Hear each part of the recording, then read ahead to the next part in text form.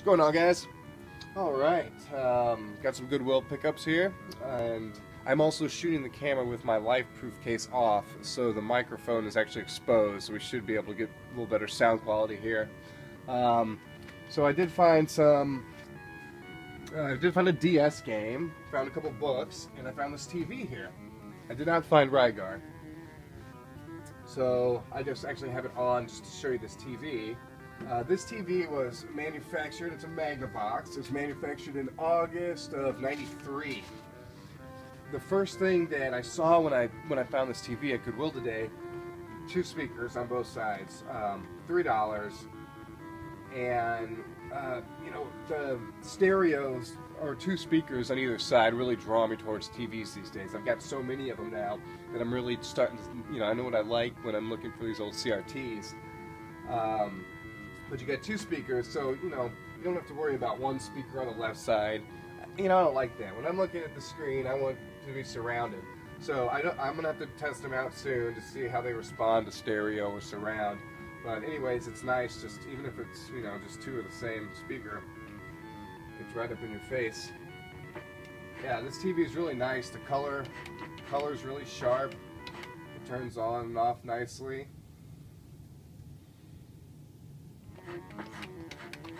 And one other thing I like about this TV, it gets really loud here, but it doesn't have, it has a number for the channel, but there's no bar to show you that you're going up or down in volume.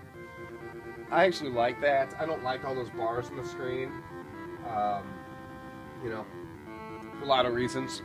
I don't know if they have do wear and tear on the TV or not, but the bars are just so distracting.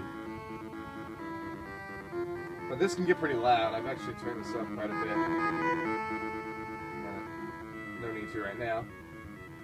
So yeah, throw another TV up in there for $3. You can't go wrong. They had a lot of TVs at Goodwill. I saw a TV, FHC or something, a brand I was not familiar with, from Canada. Didn't pick it up. It was pretty big, 27-inch. I have no need for anything that big. And then there was a Toshiba that I wanted, but the screen was completely ruined on it. Now, it was funny because the Toshiba was a 2005, and the screen was already just shot. So, I don't know, get quality or what, but, excuse me. Alright, so the first book I found was Warcraft, The Frozen Throne. This was the battle chest, the official battle chest, guide that came with it. So the only reason I bought this is because, you know, someday somebody might want to complete their battle chest, and then I'll have that. Another thing I bought, and I only bought this because I have been really into like this whole like cyberpunk thing again, where I've been doing a lot of Shadowrun stuff, playing Shadowrun, reading some books, and whatnot. But I picked up this book, and it's from one of the authors of the genre. It's called Cyberpunk Handbook, and it's just kind of for laughs. I bought this, and it's interesting because this was made in 1995, or wrote in 1995, and it has a lot of references, a lot of the terms and stuff in this that they used, we use today, just not even know it, like LOL and IRL, you know, shareware, stuff like that. Just all the terms and stuff we use today, like cutting edge or whatever, in 1996 are in here, so it's kind of fun to read. IRL, in real life, sort of derogatory, as in meet, M-E-A-T, someone in real life, or F2F, implies that online is better and realer. So, yeah, again, just interesting going through here. There's William Gibson, kind of goes down some of the books to read. Wetwares, that's a really good book. Schismatrix.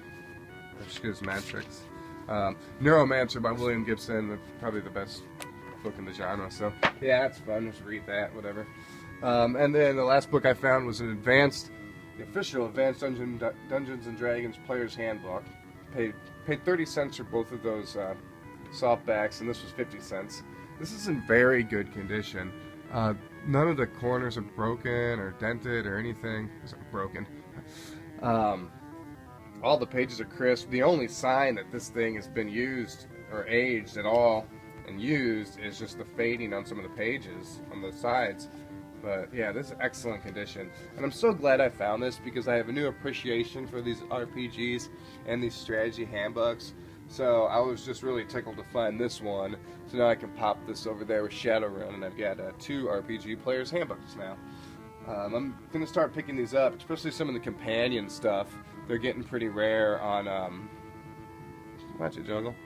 They're getting pretty rare on eBay even, and a lot of the individual class handbooks for Shadowrun, some of those get up to like 20, 30 bucks or more. So, yeah, I'll always pick these up when I find them. Alright, now to the game that I found. I did find one game, or two games actually. One game, one DS item. So the first game I found was, I took all the paper out. It was Kirby's Superstar Ultra. So I found it in the box with paperwork, and it does have the code, Club Nintendo code, so I'm hoping that works. And the card's in good shape there, and there's all the paperwork. I just love Nintendo brand Nintendo games. I probably spent 4 or 5 hours yesterday in between YouTube work and whatnot playing Mario Kart 7. I was playing Mario Kart 7 for 3DS on my 2DS. I love this game. Played through the entire game. Just pretty much beat it. Played through all 8 things. And I'll play some more. There's coins to collect. There's stuff to do in this. But it just made me remember how much I love playing Nintendo games. Once you start playing them, they're just so fun, and the characters are so, they're imaginary to the extent where it's funny sometimes. Like, it's just, it's bizarre, and the Super Mario games are great. So I'll probably end up picking up Mario Land 3D if I find it at a good price. And but it reminds me of like the end of 2010 when Kirby's Epic Yarn was out, and Other M, and Donkey Kong Returns, and all those great games coming out. So happy to find that. And the last thing I found was, it's for Nintendo DS, Nintendo DSL. It was a super key card, basically. I called it a card, but it was super key. I believe this was for hacking, so you could like put ROMs or whatever on your DS system. So I really don't know how this works, and if I wanted to get this to work, I'd have to look it up. I have an apparatus like this for my Sony PlayStation Portable, for my PSP, where you can crack the system. I don't like doing it because, especially on some of these systems that have updates, once you have to update the system to play another game, a lot of the times it shuts that down and everything, and I don't know, it just causes trouble. I don't care for emulators anyways. But it was nice to find this super key, and I'll probably end up trading this or something. But for now, it'll go in the collection.